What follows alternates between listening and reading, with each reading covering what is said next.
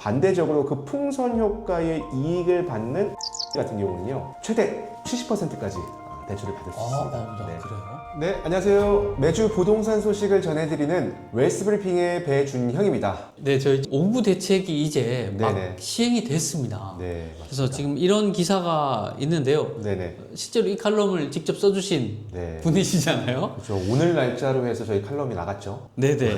다주택자 양도세 중과 재개, 네. 부동산 시장은 어디로 가나? 네. 그 5구 대책 네, 얼굴이 맞아요. 이제 좀 지났습니다. 네. 그래서 지금 이제 부동산에서 뭐가 바뀌는지 좀 궁금하고요. 네네. 일단은 뭐 다들 아시겠지만 5구 대책이라는 게 뭔지부터 한번 간략하게 설명 부탁드립니다. 네, 뭐 5구 대책 정말 말은 거창한데요. 별거 없습니다. 그러니까 5구 대책이라는 것 자체가 기존에는 5월 9일 이전 그게 이제 4년 동안 원래 정부에서는 한시적으로 좀 유예를 시켜주었던 정책이었어요. 그게 뭐냐? 원래는 1세대 이제 다주택자, 그러니까 다주택자는 주택을 2채 이상 보유를 한 사람부터 다주택자라고 얘기를 해요. 그래서 네. 주택을 2채를 보유하고 있는 사람 혹은 3채를 보유하고 있는 사람들이 그동안은 한시적으로 양도세 이걸 팔게 되면은 세금적인 측면을 절세를 받을 수 있었습니다. 일반 세율하고 동일하게. 네네네. 근데 이 5구 대책 이후로 내가 갖고 있는 부동산을 처분을 하게 되면은 기본 세율이 이제 보통 8단계로 이제 구분이 돼요. 네. 그러니까 최저 6%에서 최대 45%까지 갑니다. 네네. 근데 그 세율에서 2주택자는 플러스 20%, 그럼 몇 프로죠? 65%죠. 네네. 네. 그리고 3주택자는 75%죠. 네네. 그렇게 해서 플러스 2주택자는 20% 그리고 네. 3주택자 같은 경우는 플러스 30%의 아. 세금을 더한다. 근데 네. 거기서 또 중요한 게 지방소득세라는 게 있어요. 이제 지방자치단체에서 네. 걷어들이는 이제 그 수입원이거든요. 네네네. 그것까지 이제 합치게 되면은 최대 82.5%의 이거 뭐- 징벌적 세금을 과세를 한다. 다 내라는 네. 얘기 아닙니까? 그러니까 한마디로 네. 원래는 45%만 내면 됐던 세금을 네. 이제는 82.5% 2배 가까운 세금을 더 내야 되는 상황입니다. 아니 그럼 대표님 제가 네. 지금 듣기로는 네네. 막 너무 무섭게만 막 들리거든요. 네. 근데 정리를 해보자면 네. 기존에 그런 세금을 안 받겠다라는 혜택을 주고 있었는데 네. 혜택이 종료됐다 이렇게 이해하면 될까요? 그렇죠. 기존에는 그게 이제 4년간 유예가 됐어요. 4년간. 네네네. 이전 정권, 이 전 정권에서는 네. 이거 그냥 양도소득세 다주택자라고 할지라도 네. 이거는 시장의 부동산 시장은 자율성에 맡겨야 되지 않겠냐. 네. 그러니까 이 시장의 활성화가 되기 위해서는 이 세금 주택을 여러 채 보유한 사람들이라도 한시적으로 유예를 해주자. 네. 기본적인 네. 세율로 그냥 간주를 해주자. 네네네. 라고 했던 게 이번에 이재명 정권에서 5월 9일 딱 기산점을 줬죠. 너네 네. 이거 안 팔면은 이제 징벌적으로 세금 과할 거야. 그 내용입니다. 와, 정말 뭐 징벌적이라는 말이 좀 어울리는 것 같은데요. 네. 그러면은 그 대표님 보시기에 이게 이제 5월 9일 이후로 시장에 나타날 변화 같은 것들이 있을 것 같아요. 네네. 어떤 변화들이 일어날까요? 아마 여러 가지들의 변화들이 저는 예상이 됩니다. 근데 이제 크게 그 주요적으로 제가 생각하는 이슈들은 크게 한 4가지 정도로 볼 수 있을 것 같아요. 저는 어떤 부분들을 얘기할 때 이제 키워드를 중심으로 얘기를 하는 건 좋아하는데 매가 증전이 예상됩니다. 첫 번째 하나 매가 증전. 매가 증전입니다. 네네. 첫 번째부터 한번 말씀드리면 매물 품귀 현상, 소위 이제 매물이 잠길 겁니다.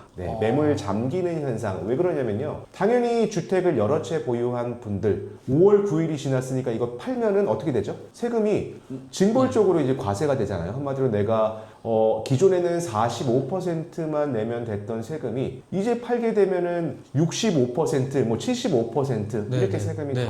가해지다 보니까 네. 이 세금 부담에서 너무 이제 피로감이 축적이 되는 거죠. 네, 못 팔겠는데요? 겁나가지고. 그렇죠. 그렇기 때문에 이제 매물이 잠기겠죠.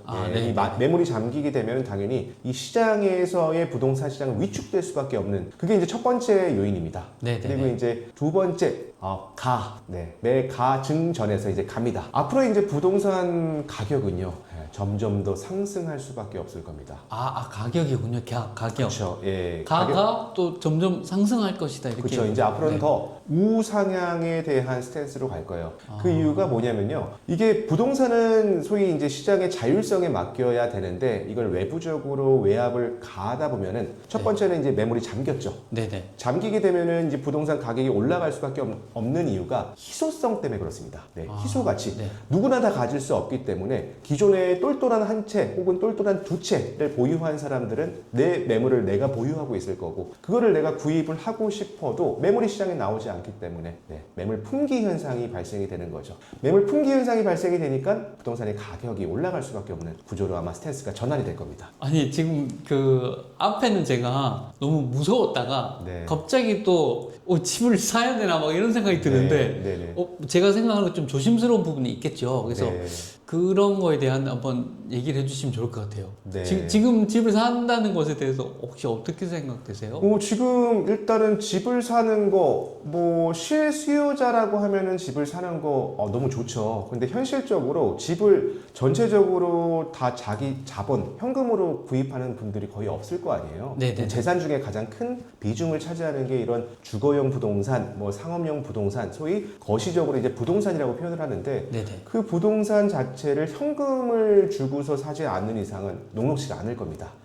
왜 그러냐? 네. 지금 정부에서는 금융기관에 대한 대출 규제를 강력하게 규제를 하기 때문에 네. 이 대출이 안 된다라는 것은 결론적으로 내가 집을 사고 싶어도 사지 못하는 상황인 거죠. 네, 그렇기 때문에 네. 이 주택시장, 아파트 시장의 규제가 가해지는 부분에서 풍선 효과라고 합니다. 이제 풍선을 쫙 누르게 되면은 이 옆에 부분이 이제 네. 팍 커지잖아요. 네네네. 그 옆에 부분이 커지는 부분들이 주택시장의 반사이익을 볼 수 있는 주거용 부동산에 한해서는 오피스텔 시장이 조금 더 반사이익을 받을 수 있는 풍선 효과 상품입니다. 대표님 그럼 제가 지금 듣기로는 그러니까 주거용 부동산은 사면 좋은데 네. 사고 싶어도 못 살 거다. 왜냐하면 지금 대출 규제가 너무 심해서. 네, 맞습니다. 그렇다면 풍선 효과로 이익을 볼 수 있는 어떤 네. 오피스텔이라거나 네. 어떤 그런 상가 건물이나 이런 네. 것들에는 대출이 잘 나온다는 뜻일까요? 보통 오피스텔 같은 경우는 실질적으로 이제 대출을 받게 되면은 네. 주택처럼 대출 규제가 강하진 않아요. 이제 현재 시점에 주택의 대출을 받으려고 하잖아요. 그걸 6, 4, 2 법칙이라는 게 있어요. 그게 뭔가요? 네. 이 6, 4, 2 법칙이라는 게 이 주택에 대한 기준점 그거를 놓고 이제 15억 원을 일단 기준점으로 잡습니다. 네. 15억 원을 기준으로 15억 원 이하의 주택들은 최대 6억 원까지 대출이 가능한 거고요. 네. 그리고 15억 원 초과 그리고 25억 원 이내의 부동산 아파트 같은 경우는 최대 4억 원까지 대출이 가능한 거고 네. 만약에 이제 25억 원이 초과되는 부동산이다 그럼 이제 고가주택이잖아요. 네네. 최대 2억 원까지만 가능한 거예요. 네. 그래서 이제 주택 같은 경우는 현실적으로 대출이 그만큼 녹록지가 않다라는 그 말씀을 드리고 싶은 거고. 네네. 근데 이렇게 대출 레버리지를 활용하기가 어려운데 반대적으로 그 풍선 효과의 이익을 받는 오피스텔 같은 경우는요 최대 70%까지 대출을 받을 수 있습니다. 네. 그래요? 그러니까 당연히 이제 이 주거용 부동산에 관심을 기울이는 그 투자자분들이 오피스텔로 관심을 기울이는 부분들로 가는 거예요. 그러면은 대표님 보시기에 그 오피스텔 지금 말씀해 주셨는데 네네. 오피스텔 말고도 또 어떤 이런 규제에서 조금 풍선 효과 오히려 이제 이 네. 규제가 주거용에 이제 한정되다 보니까 네네. 좀 다른 데 이익을 볼 수 있는 부동산 상품이 또 어떤 게 있을까요? 보통 이제 부동산 상품은 주거용 부동산이 있고요. 이제 상업용 부동산이 있습니다. 이제 두 가지의 양대 산맥이 있는데 현재 이제 주거용 부동산 같은 경우는 현재 이재명 정권에서 봤을 때 투자가 아니라 이제 투기로 간주를 합니다. 현실적으로 지금 과거처럼 주택을 샀다가 일정 기간 시간이 흘러서 시세 차익을 보는 거는 현실적으로 녹록지가 않을 거예요. 근데 똑같이 이제 거주를 할 수 있으면서도 또 업무를 볼 수 있는 공간이 이제 오피스텔이라는 그 공간이 첫 번째 어떤 그 투자 상품으로 좀 매력적인 부분들로 이제 갈 거고요. 두 번째는 그 요즘에 이제 생활형 숙박시설이라고 하죠. 외국인 관광객들 대상으로 유입되는 이런 생활형 숙박시설들이 앞으로는 조금 더 각광받지 않을까 생각합니다. 그때 이제 생활형 숙박시설 같은 경우가 이 규제가 좀 있었어요. 이게 외국 관광객들을 대상으로 유입할 때 보통 일반적으로는 호스텔, 뭐 에어비앤비라고 하잖아요. 네네네. 근데 이 생활용 숙박시설 같은 경우는 에어비앤비라든가 이제 호스텔 적용을 못 받게끔 그동안 이게 규제책이 있었습니다. 근데 네. 그 규제라는 샌드박스에서 조금 풀린 부분들이 있어서 앞으로는 생활용 숙박시설도 관심을 가지시면 좋지 않을까 생각이 들어요. 규제가 좀 완화됐군요. 네, 한시적으로 이제 네. 규제를 완화시켰습니다. 아니 진짜 요즘 막 그 외국인들이 엄청 놀러 온다고 하더라고요. 네, 한국에. 네. 그 서울 여행은 원래도 많이 왔지만 지금 네. 부산에 막 저기 해운대, 네. 광안리, 남포동 이런 데가 막 엄청 핫하다고 하던데 네, 맞습니다. 그런 수요들을 노릴 수도 있겠군요. 투자를 해볼 수 있겠군요. 그렇죠. 이제 앞으로 이제 투자 아무래도 주택으로 돈을 버는 게 한계가 있고 이게 임계점에 도달이 되다 보니까 이제는 그 수요층이 어디로 몰리겠어요. 당연히 이제 내가 투자를 하는 목적 자체가 뭐 거주의 목적도 있겠지만 수익 창출의 목적이 있을 거 아니에요. 그럼 이 수익을 내기 위한 방법으로 어떤 스테이 개념, 이 스테이 개념 중에서도 외국 관광객들을 대상으로 하는 숙박시설 형태의 업종들이 우상향하는 걸로 많이 변환될 겁니다. 그러면은 그런데 만약에 투자를 하려면 어떤 상가 건물을 네네. 사야 되는 걸까요? 네. 제가 그 개념을 몰라가지고 아마 많은 분들 좀 궁금할 것 같아요. 숙박시설 같은 경우는 크게 뭐 호스텔이라는 개념이 있고요. 또 에어비앤비라는 외국인 관광 도시민박업에 그 적용을 받는 상품이 있고요. 그리고 현실적으로 많이 지금 하고 있는 뭐 고시원 형태도 있을 거고 뭐 여러 가지 생활용 또 숙박시설이 있을 거고 여러 가지들이 있는데 하나씩 살펴보면은 이제 호스텔이라고 하는 것은요. 이게 이제 용도 지역이라는 게 있습니다. 그 용도 지역으로 일반 상업지 혹은 준주거 지역 내에서만 가능합니다. 네. 근데 이 준주거 지역이라고 해도 이 지자체에서 승인을 내주는 곳인 부분만 허용이 되는 곳이고요. 네. 그리고 이런 에어비앤비 같은 경우는 건축물 대장사항의 용도가 주택으로 되어 있어야 돼요. 근데 이제 보통 어떤 경우를 이제 활용하냐?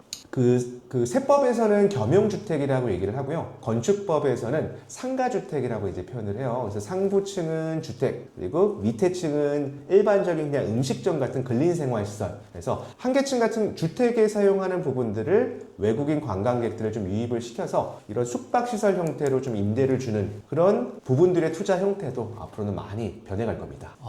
그러면은 제가 막 네. 저도 너무 관심이 많아가지고 네네.